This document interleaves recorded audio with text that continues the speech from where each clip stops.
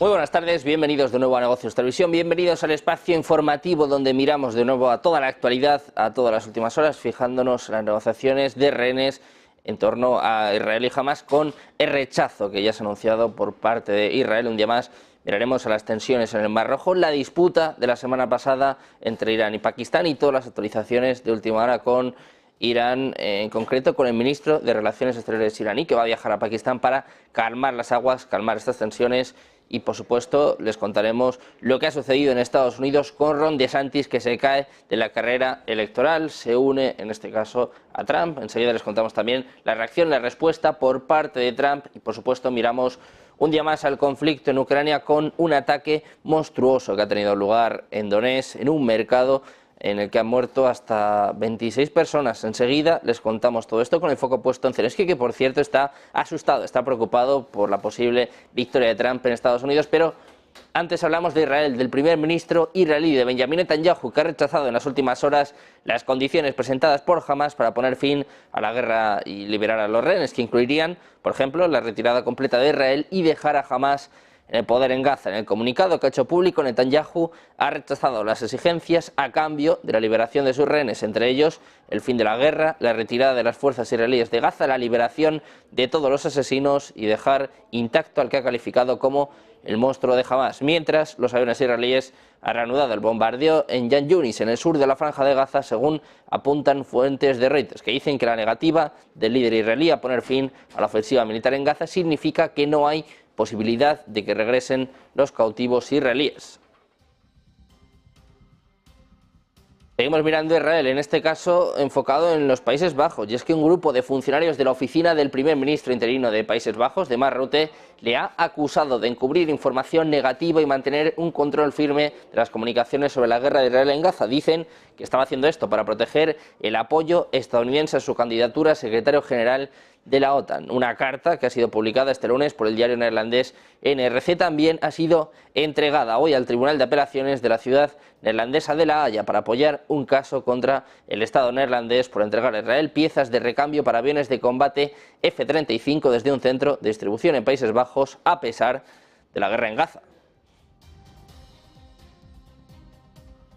Miramos ahora a Estados Unidos, hablamos del que hasta hace nada era aspirante presidencial republicano Ron DeSantis, que ha abandonado la carrera de las primarias este domingo en un vídeo publicado en X, el que consiguió aparecer como la mejor opción de los republicanos en 2023 para hacer frente a Trump. Ha dado su apoyo al expresidente. DeSantis, de 45 años, había sido ampliamente considerado como uno de los principales aspirantes a la nominación republicana de 2024 y también como heredero natural del propio Trump debido a su estilo combativo y sus opiniones profundamente conservadoras.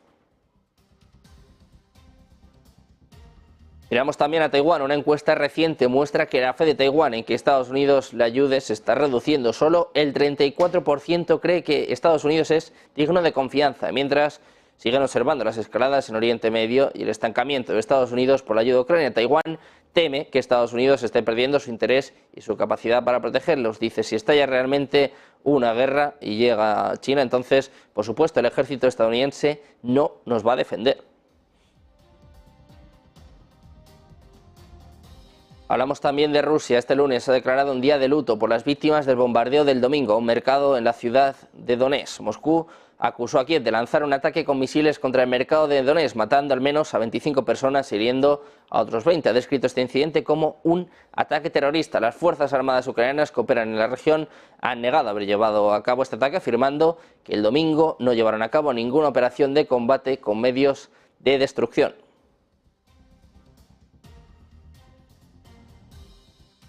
Nos fijamos también en el presidente ucraniano, en Volodymyr Zelensky, que ha dicho que está preocupado por la perspectiva de que Donald Trump regrese a la Casa Blanca. Ya ha calificado la afirmación de Trump de que podría detener la guerra de Ucrania con Rusia en 24 horas como muy peligrosa. En una entrevista con el canal 4 News de Reino Unido transmitida este viernes, Zelensky invitó al expresidente y favorito a la nominación presidencial republicana a visitar Kiev, pero solo si Trump cumple su promesa. Dice Zelensky: Donald Trump te invita a Ucrania, a Kiev, si se puede detener la guerra durante 24 horas, creo que será suficiente para venir. El líder ucraniano también ha compartido su preocupación por la adopción de medidas unilaterales por parte de Estados Unidos que no tuvieron en cuenta la perspectiva de Ucrania y señaló la escasez de detalles sobre el plan de paz de Trump.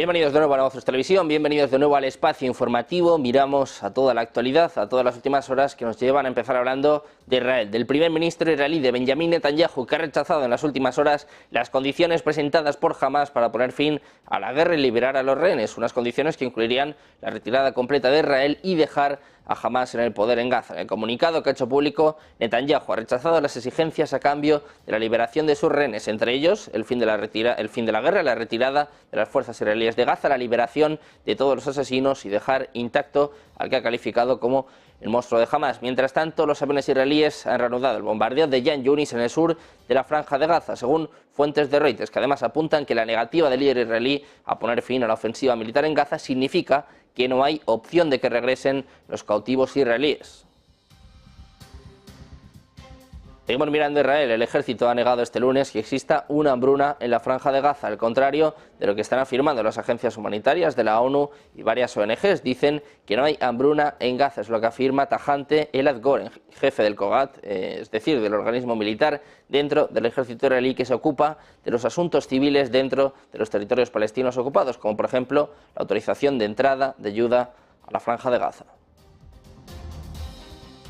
También ha hablado el ministro de Defensa israelí, Yoav Gallant. Se ha reunido en su oficina de la base Kirya en Tel Aviv con el ministro de Asuntos Exteriores francés y le ha dicho que incluso si Hezbollah cesa el fuego unilateralmente, Israel no lo va a hacer hasta que garantice un regreso seguro de los residentes de Israel del norte a sus hogares. Todo esto tras el cambio en la situación de seguridad en la frontera. Gallant añade que Israel prefiere poner fin al conflicto con Hezbollah alcanzando una solución política. Sin embargo, advierte, dice, nos estamos preparando para crear una situación segura para el regreso de los residentes, también por medios militares. Miramos ahora al alto representante de la Unión Europea para Política Exterior, Josep Borrell, ha reclamado este lunes que los 27 se enfoquen en la solución de los dos estados como única salida posible a la guerra en Gaza. Todo esto pese al rechazo ya expresado por Israel a implantar este marco que defiende la comunidad internacional. El jefe de la diplomacia europea presentará a los ministros de Exteriores de la Unión Europea un enfoque integral sobre la crisis en Oriente Próximo que incluye una conferencia internacional para relanzar la solución de dos estados. Dice Borrell, creo que debemos parar de hablar del proceso de paz y empezar a hablar más concreto del proceso de dos estados. Escuchamos a Borrell. So if they don't agree, we'll have to discuss. That's why we are here. We have to discuss, even if they don't disagree, even if they disagree, they have to come here and they will discuss with us and we'll study which other solution they have in mind. Which are the other solutions they have in mind? To make all the Palestinians live? To kill of them? 25,000 already in Gaza. 70% are women and children. Certainly, the way you're trying to destroy Hamas is not the way they are doing, because they are seeding the hate for generations. We have in mind what Hamas is, what Hamas has done, and certainly we reject and we condemn. But the peace and stability cannot be built only by military means, and not in this particular way of using military. Y seguimos mirando a Israel. Les contamos ahora que un grupo de funcionarios de la oficina del primer ministro interino de Países Bajos, de Mark Rutte, le ha acusado de encubrir información negativa y mantener un control firme de las comunicaciones sobre la guerra de Israel en Gaza, con el fin de proteger el apoyo estadounidense a su candidatura a secretario general de la OTAN. La misiva, que ha sido publicada este lunes por el diario neerlandés NRC, también ha sido entregada hoy al Tribunal de Apelaciones de la ciudad neerlandesa de La Haya para apoyar un caso contra el Estado neerlandés por entregar a Israel piezas de recambio para aviones de combate F-35 desde un centro de distribución en Países Bajos, a pesar de la guerra en Gaza. Aunque la carta se entregó de forma anónima, fue redactada por una veintena de funcionarios y diplomáticos críticos con la posición oficial hacia la ofensiva en Gaza. Acusan a Rutte de que está encubriendo información negativa sobre Israel y hablan de que el papel desempeñado en el control de las comunicaciones por el Ministerio de Asuntos Generales es extraordinariamente notable. Hablamos también de Alemania, que dice que la solución de dos estados que permita la coexistencia pacífica entre israelíes y palestinos es la única solución al conflicto actual. Es lo que ha dicho la ministra de Asuntos Exteriores alemana, Annalena Baerbock, que dice que todos aquellos que dicen que no quieren oír hablar de una solución así no han aportado ninguna alternativa, y añade al tiempo que pide una pausa humanitaria urgente en la guerra que asola en estos momentos la Franja de Gaza. Miramos también a las tensiones en el Mar Rojo. El grupo naviero danés Maersk está desviando su servicio de contenedores ME2 fuera del Mar Rojo y el Golfo de Adén, desviando los buques cerca del Cabo de Buena Esperanza. Es lo que dice la compañía en un aviso a sus clientes. El servicio ME2 une Italia y el mar Mediterráneo occidental con la costa este de la India y los Emiratos Árabes Unidos. La medida se produce en medio de continuos ataques de los hutíes respaldados por Irán al transporte marítimo en esta región. Precisamente miramos ahora a Irán. Hablamos del portavoz del Ministerio de Exteriores iraní, de Nasser Kanani, que ha afirmado que los ataques con misiles contra Irak, Siria y Pakistán de la semana pasada fueron un mensaje, pero no aclara a quién exactamente. Dice Kanani, se trató de un acto decisivo contra aquellos que amenazan a Irán. Aquellos que debían recibir el mensaje de Irán lo recibieron definitivamente. Es lo que ha dicho Kanani en una rueda de prensa en Teherán. También nos fijamos en el ministro de Relaciones Exteriores iraní, Hossein Amir Abdollahian, va a visitar Pakistán el 29 de enero, es lo que ha dicho el propio Ministerio de Relaciones Exteriores este mismo lunes. Todo esto después de los ataques de ojo por ojo en las intrusiones transfronterizas de más alto perfil en los últimos años. Los países van a intercambiar embajadores y van a reanudar relaciones normales el 26 de enero, según ha añadido el propio ministerio. Nos fijamos también en Irak. El Comando Central de Estados Unidos dice que se lanzaron múltiples misiles balísticos y cohetes contra su base de Al-Assad en el oeste de Irak. El ataque se produjo pocas horas después de que Irán prometiera venganza y culpar a Israel por un ataque mortal contra un edificio que albergaba a sus fuerzas de élite en la capital siria, en Damasco. El ataque israelí tuvo como objetivo una reunión del cuerpo de la Guardia Revolucionaria iraní. Los informes iniciales de fuentes de seguridad en Irak solo han informado sobre disparos de cohetes contra la base este sábado por la noche. Los ataques contra fuerzas estadounidenses, tanto en Irak como en Siria, han aumentado desde que comenzó en octubre la ofensiva militar de Israel, que cuenta, como saben, con el respaldo de Washington. Desde entonces, Israel ha ampliado su ofensiva en la Franja de Gaza para atacar a grupos armados vinculados a Irán en Siria y el Líbano. Y hay respuesta y hay reacción por parte de Estados Unidos, que se toma muy en serio el ataque perpetrado el sábado por combatientes proiraníes contra una base en Irak que alberga tropas estadounidenses y también de la coalición internacional. Es lo que ha declarado este domingo un alto funcionario, que dice que fue un ataque muy serio con misiles balísticos que suponían una amenaza real. Es lo que ha declarado John Feiner, uno de los asesores de seguridad nacional del presidente estadounidense Joe Biden, en la cadena televisiva ABC. Dice que todos los misiles lanzados contra la base aérea de Al-Assad en el oeste de Irak no pudieron ser detenidos por la defensa antiaérea y al menos un militar iraquí resultó herido, según el comando estadounidense en Oriente Medio. El atentado fue reivindicado por la resistencia islámica en Irak, un grupo proiraní, y se produjo en un contexto regional explosivo, alimentado por las repercusiones del conflicto en Gaza entre Israel y Hamás. Miramos ahora a Estados Unidos. Hablamos del que hasta hace poco era aspirante presidencial republicano. Hablamos de Ron DeSantis, que ha abandonado la carrera de las primarias este domingo en un vídeo publicado en X, el que consiguió aparecer como la mejor opción de los republicanos para hacer frente a Trump. Ha dado ya su apoyo al expresidente. DeSantis, de 45 años, había sido ampliamente considerado como uno de los principales aspirantes a la nominación republicana de 2024 y también como heredero natural del propio Trump debido a su estilo combativo y sus opiniones profundamente conservadoras.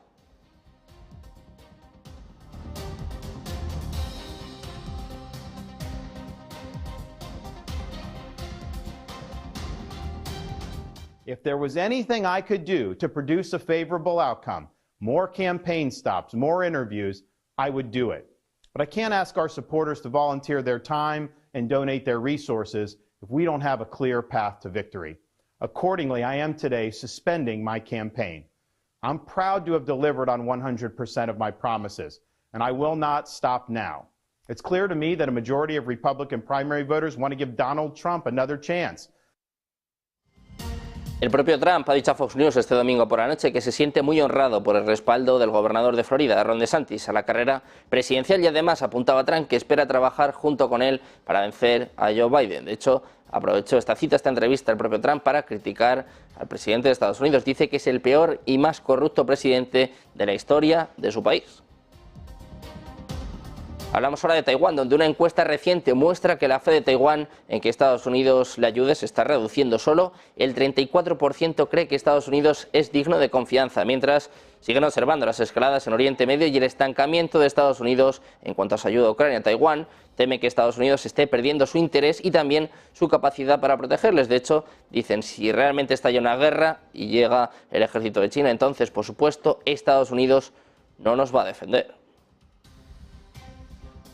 Hablamos del Ministerio de Defensa de Taiwán. Dice que se ha detectado 6 globos chinos más volando sobre precisamente el estrecho de Taiwán. Denuncia que ha puesto sobre la mesa en las últimas horas y a la que se añade el hecho de que uno de ellos ha cruzado la isla. El envío de estos globos, que generalmente desaparecen en el Pacífico hacia el este, parece estar en aumento, aunque su propósito no ha sido anunciado públicamente. El Ministerio de Defensa señala los avistamientos de globos en una lista de actividad del Ejército Popular de Liberación de China en las aguas y el espacio aéreo cerca de Taiwán. De hecho, uno pasó cerca de la ciudad sureña de Pingtung, mientras que los otros volaron justo al norte del puerto de Keelung, donde Taiwán tiene una importante base naval. Por el momento no está claro si los globos tienen una función militar explícita, pero parecen ser parte de una campaña de hostigamiento contra la isla autogobernada que China reclama como su propio territorio y que ha prometido reclamar incluso por la fuerza si es necesario. Seguimos pendientes de más noticias, de más últimas horas, de más actualidad. Enseguida les contamos todo lo que está sucediendo en torno a Corea del Norte, una posible visita de Vladimir Putin. Una breve pausa y se lo contamos.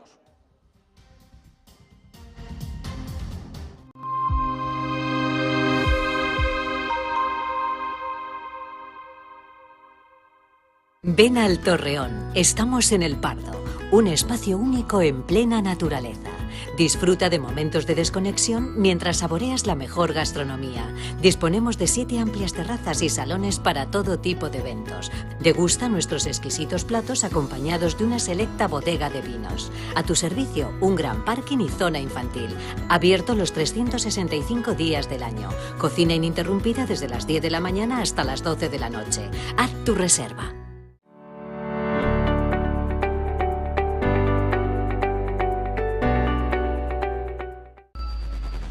Localizarnos ahora es más fácil. La economía a tu alcance. Empresas, inversiones, tecnología. Ya en la app de Movistar. Vive la economía. Negocios Televisión. Hola, ¿qué tal? Muy buenas. Si estás viendo esta cadena es que te gusta estar bien informado y te gustan mucho los mercados financieros. Y lo más importante de todo, te gusta sacarle dinero al mercado.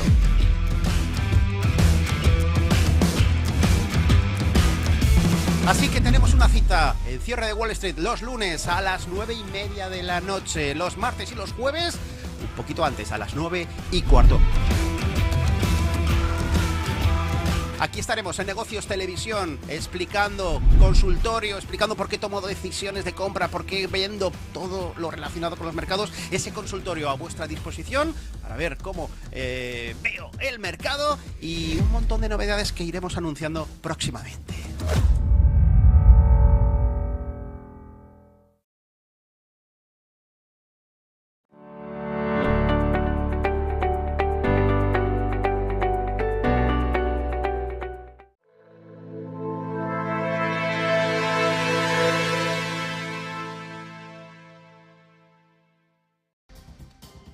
Ya estamos de vuelta en Negocios Televisión, seguimos mirando a toda la actualidad que, como les decíamos, nos lleva a mirar a Corea del Norte. El presidente ruso Vladimir Putin va a viajar pronto a Corea del Norte, es lo que están informando medios norcoreanos en las últimas horas. La visita tendrá lugar pronto y con ella responderá a la invitación de su líder, de Kim Jong-un, unos planes además que constatan la creciente cooperación entre los dos líderes a medida que el Kremlin sigue inmerso en su guerra en Ucrania y al mismo tiempo aumentan las tensiones militares en el este de Asia. Según la agencia estatal de noticias, Putin habría agradecido a Kim la invitación para visitar Pyongyang y se habría comprometido a ir allí en una fecha próxima.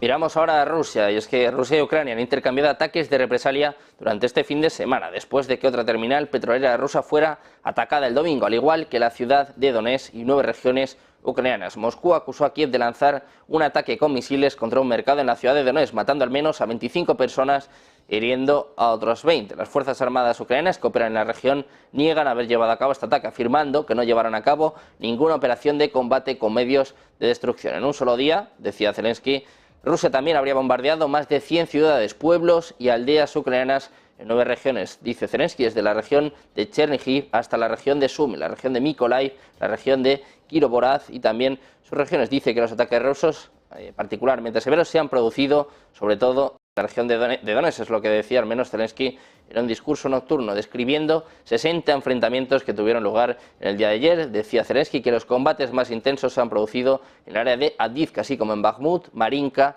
y Kupiansk.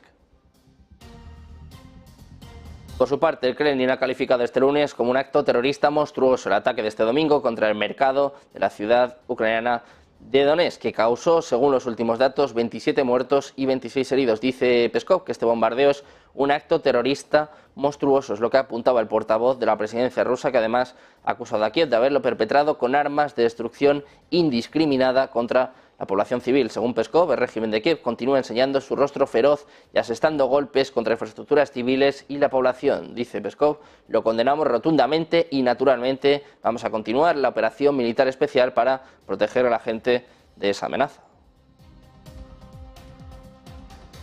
Por todo esto, por el ataque que les estamos comentando, este lunes se ha declarado un día de luto por las víctimas del bombardeo de este domingo a un mercado en la ciudad de Donetsk. Moscú había acusado a Kiev, como les contábamos, de lanzar un ataque con misiles dentro del mercado de Donetsk. Ha descrito este incidente como un ataque terrorista. Por su parte, las Fuerzas Armadas ucranianas que operan en la región están negando haber llevado a cabo este ataque. Como les contábamos, dicen que no han llevado a cabo ninguna operación de combate con medios de destrucción.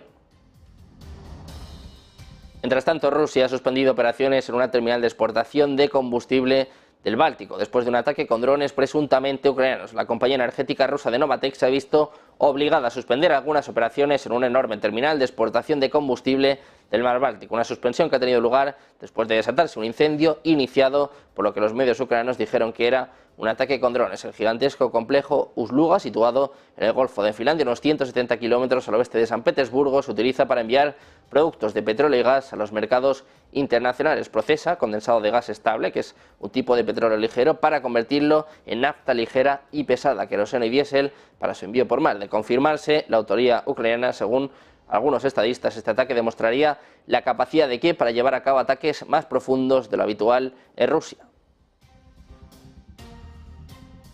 Precisamente la suspensión de la terminal rusa de exportación de combustible en el Báltico después de estos ataques está desatando la preocupación en el comercio, pero también ha puesto en alerta a las autoridades. De hecho, la Administración General ha puesto en alerta máxima las instalaciones de infraestructura crítica en la región de Leningrado. Además, se ha ordenado a las unidades de seguridad y agencias encargadas de hacer cumplir la ley, de destruir cualquier dron que se detecte. En cuanto a la terminal, de momento no está claro cuánto va a durar la suspensión de la exportación en esta terminal del Báltico, ni tampoco cuántos petroleros tendrían que permanecer inactivos fuera del puerto o cuál sería el efecto en cadena en los mercados energéticos internacionales. Miramos ahora a Ucrania, que ha asegurado este lunes que sus defensas han derribado 8 drones lanzados por Rusia en varias regiones del sur y el centro de Ucrania, es lo que está informando la agencia France Press. El ataque nocturno ocurrió después de varias incursiones ucranianas en regiones fronterizas rusas para destruir depósitos de petróleo. Rusia informó este domingo, como les contábamos, de un incendio en una planta de gas en el puerto de Ust-Luga. Mientras tanto, Ucrania podría conceder la ciudadanía a los combatientes extranjeros si su parlamento aprueba un proyecto de ley. Miles de no ucranianos han servido en sus fuerzas armadas desde el inicio del conflicto con Rusia. De hecho, voluntarios extranjeros que tomaron las armas para defender a Ucrania y todos aquellos que luchen por la libertad de Ucrania como si fuera su patria, dice Zelensky, que podrán tener la nacionalidad. Apunta Zelensky a que Ucrania se va a convertir en una patria para ellos. La legislación también permitiría la doble ciudadanía por primera vez en la era postsoviética de Ucrania, con la única excepción de los titulares de pasaportes rusos.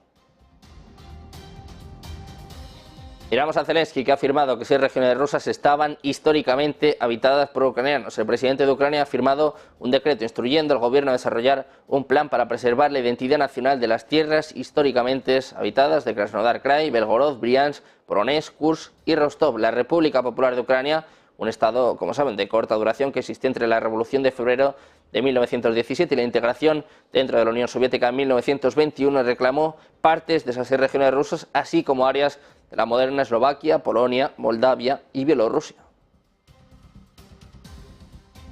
Seguimos mirando a Zelensky, que ha insistido en que no se opone a la celebración de elecciones en Ucrania. Las votaciones están prohibidas según la legislación en tiempos de guerra, pero Zelensky, como saben, dijo en noviembre que se oponía a realizar unas elecciones porque ahora es el momento de la defensa. Sin embargo, parece que está cambiando de opinión. En una entrevista con Channel 4 News, Zelensky dijo que estaba abierto a cambiar la ley para permitir elecciones en tiempo de guerra. Dice Zelensky: si me preguntas, creo que debemos pensar en cómo hacerlo. Si pudiera hacerlo, mañana lo haría. Y añade: no lo he pospuesto, sucede automáticamente. Simplemente no puedo retenerlos ahora, principalmente debido a la ley que me prohíbe hacerlo.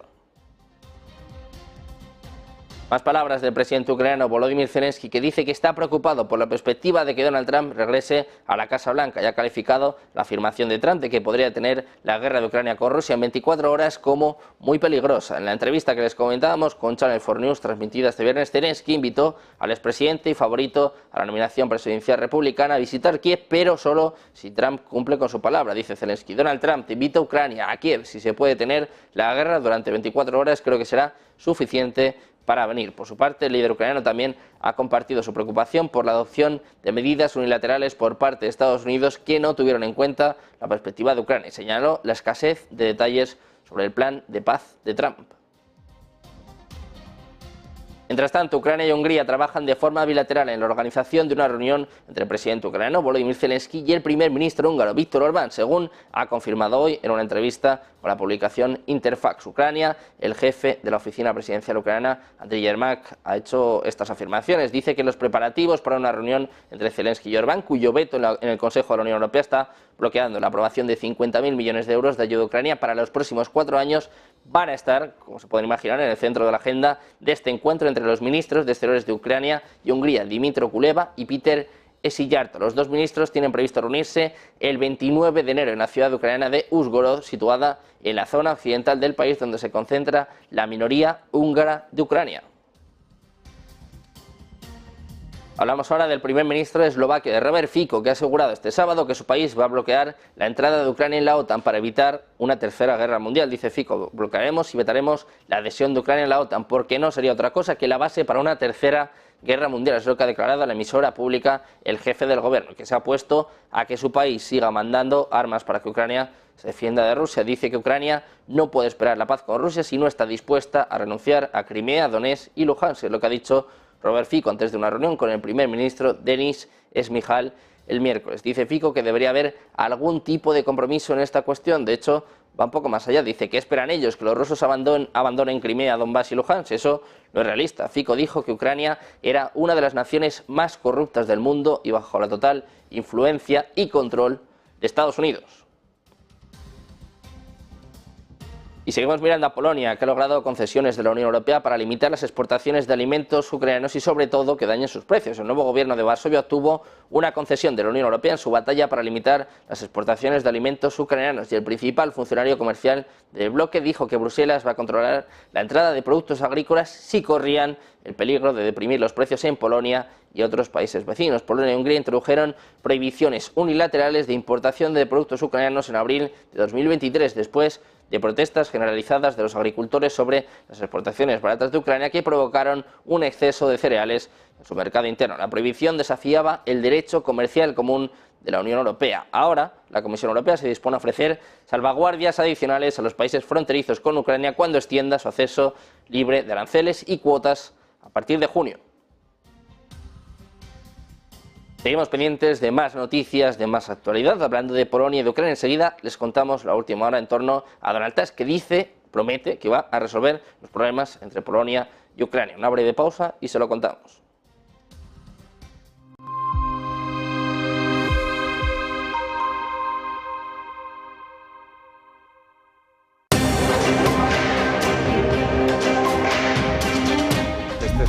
Ya digital de la nueva era, que vamos a hablar de la destrucción creativa del capitalismo.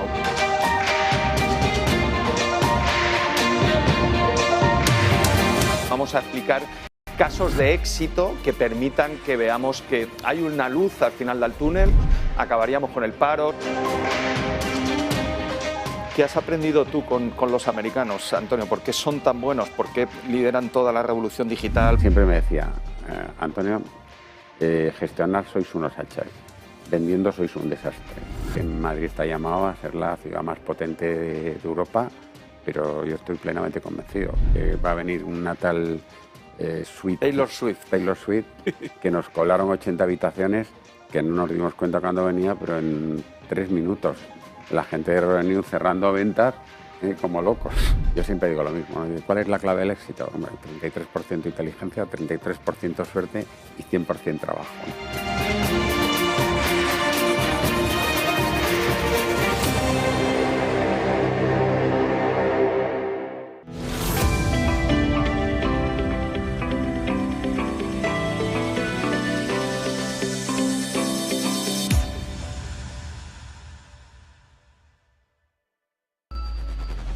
Localizarnos ahora es más fácil.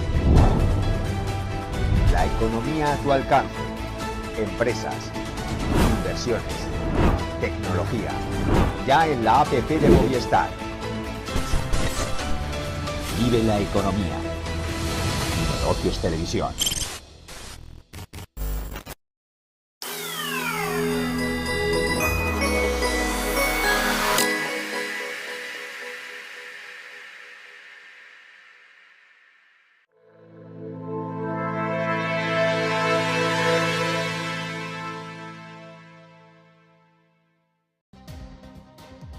Ya estamos de vuelta en Negocios Televisión, seguimos mirando a todas las noticias, a todas las últimas horas que nos llevan a hablar de Donald Tusk, que ha prometido resolver los problemas entre Polonia y Ucrania después de que camioneros polacos, muy descontentos, levantaran el bloqueo de la frontera ucraniana. Dice Tusk que hay algunos conflictos de intereses, que lo saben bien y que van a hablar de ellos, pero no solo con un espíritu de amistad, que es obvio, dice, sino con la actitud de solucionar estos problemas lo antes posible. El propio Tusk dice que es muy importante para él crear la sensación de que Polonia es el aliado más fiable y estable de Ucrania en este choque mortal, según él, con el mal.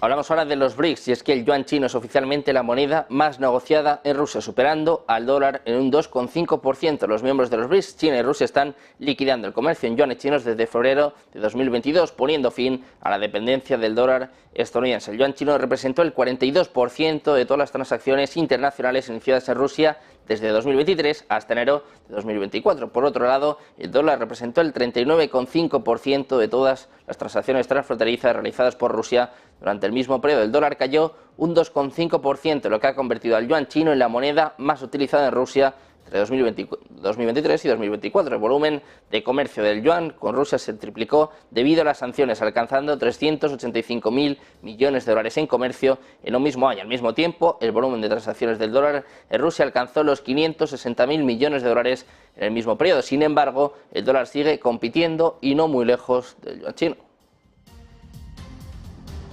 Miramos ahora a Argentina. El presidente Javier Milei se ha referido hoy a la inflación y ha sostenido que en enero por las vacaciones suben los precios, pero remarca que si se replica el 25% de diciembre será un buen dato, dice Milei. Sería un muy buen dato, de ahí para abajo todo para festejar. Replicar el mismo número es el inicio del camino descendente de la inflación, es lo que ha argumentado Milei en declaraciones a Rock and Pop, donde además dice que hay dos Argentinas, una que se quiere quedar en el atraso, el pasado y la decadencia, y otra que es la que votó las ideas de la libertad. Dice Milei, frenamos la máquina de emisión del dinero para evitar esa dinámica explosiva. Es lo que agregaba sobre el incremento de los precios que se había iniciado antes de que asumiera y continuó en estos días.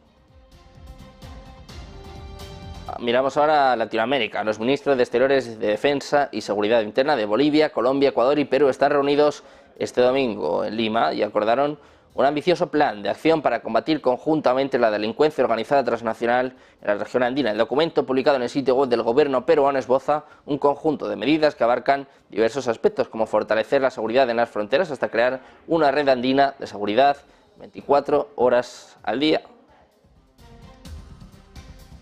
Seguimos mirando más noticias y nos centramos ahora en la economía. Hablamos de Morgan Stanley, que ve margen para un repunte de los bonos del Tesoro ante expectativas de que los datos de las próximas semanas pueden sorprender a la baja. JP Morgan está sugiriendo que los inversores compren notas a 5 años, ya que los rendimientos han subido a niveles vistos por última vez en diciembre, aunque eso sí advierte que los mercados todavía son demasiado agresivos a la hora de fijar los precios para un inicio temprano de los recortes de las tasas de interés de los bancos centrales. Nos fijamos también en el petróleo. Rusia ha superado a Arabia Saudí para convertirse en el principal proveedor de petróleo crudo de China en 2023, es lo que mostraban los datos de este sábado, mientras el mayor importador de crudo del mundo desafió las sanciones occidentales para comprar grandes cantidades de petróleo con descuentos para sus plantas de procesamiento. Rusia envió un récord de 107 millones de toneladas métricas de petróleo crudo a China el año pasado, equivalente a 2,14 millones de barriles por día, según muestran los datos de las aduanas chinas, mucho más que otros grandes exportadores de petróleo como Arabia Saudí o Irak. Las importaciones de Arabia Saudita, anteriormente el mayor proveedor de China, cayeron un 1,8% hasta los 85,96 millones de toneladas, ya que el gigante petrolero de Medio Oriente ha perdido participación de mercado ante el crudo ruso, que es más barato. Hablamos del Banco Popular de China, que ha mantenido su tipo de interés de referencia en el 3,45% por sexto mes consecutivo, cumpliendo así con las expectativas. Una decisión en línea con lo esperado, mientras se considera que Beijing tiene un margen limitado por una flexibilización monetaria en medio de una presión a la baja sobre el yuan. La decisión llega después de que el Banco Popular de China sorprendiera a los mercados la semana pasada al mantener estable su tasa de crédito a mediano plazo. La tasa preferencial de préstamos a un año se mantuvo en el 3,45% y la LPR a 5 años se mantuvo sin cambios en el 4,20%. En la actualización mensual que divulga en su página web, la institución indicó que la tasa referencial para créditos a un año se mantendrá en el citado nivel hasta al menos dentro de un mes. Seguimos mirando a China, donde los principales bancos estatales actuaron este lunes para respaldar el yuan, restringiendo la liquidez en el mercado de divisas extranjeros, mientras vendían activamente dólares en el país a medida que las acciones caían. Es lo que dicen 4 fuentes con conocimiento de este asunto a la agencia Reuters. El objetivo era evitar que el yuan cayera demasiado rápido a medida que las acciones de China se desplomaban. Es lo que dicen personas, teniendo en cuenta que el índice de referencia compuesto de Shanghái abre una nueva pestaña, registrando este lunes su mayor caída en un día desde abril de 2022, en concreto del 2,7%.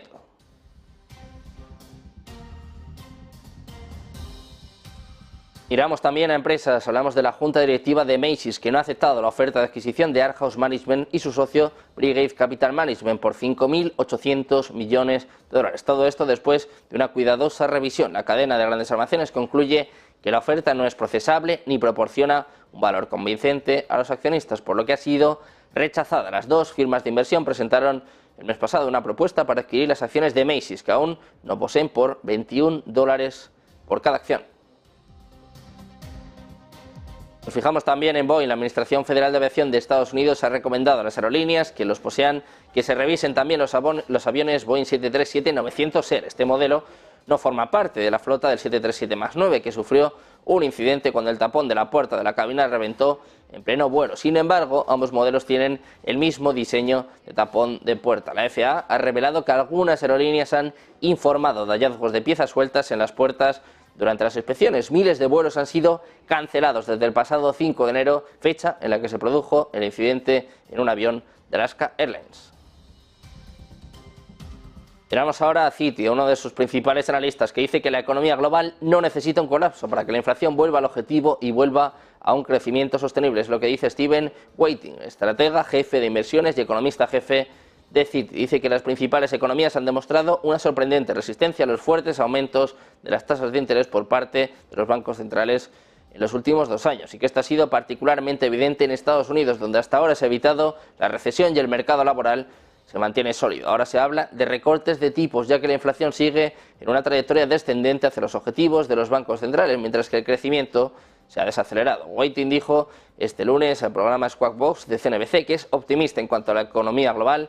Dice que no necesita un colapso económico para controlar la inflación. Miramos ahora a Sony, que ha enviado una carta de rescisión a Sea Entertainment, poniendo fin a su acuerdo de fusión con el grupo de medios indio. Todo esto 2 años después de llegar a un acuerdo ambicioso para crear una potencia de entretenimiento de $10.000 millones en la gran economía de más rápido crecimiento del mundo. El grupo japonés envió la carta así este lunes, según algunas fuentes. Todo esto después de un tenso fin de semana de negociaciones fallidas para intentar salvar este acuerdo. Miramos por último a Terraform Labs, la compañía detrás de la moneda estable Terra USD, que colapsó y que agitó los mercados de criptomonedas en 2022 y que ahora se ha acogido al capítulo 11 de la ley de bancarrotas en Estados Unidos, según apuntan documentos judiciales presentados Este domingo, Terraform Labs, con sede en Singapur, en una presentación ante el Tribunal de Quiebras de Delaware, enumeró activos y pasivos en el rango de 100 a 500 millones de dólares. Terraform Labs ha dicho que va a cumplir con todas las obligaciones financieras con los empleados y proveedores durante el caso del capítulo 11 sin requerir financiamiento adicional. También planea continuar con la expansión de las ofertas en Web3. Seguimos pendientes de más noticias, de más actualidad, también de traerles el mejor análisis en esta primera sesión de la semana, a menos de una hora para la apertura de Wall Street, en una semana marcada por los bancos centrales. Hacemos una breve pausa y enseguida les contamos, les explicamos, analizamos todo en Negocios Televisión.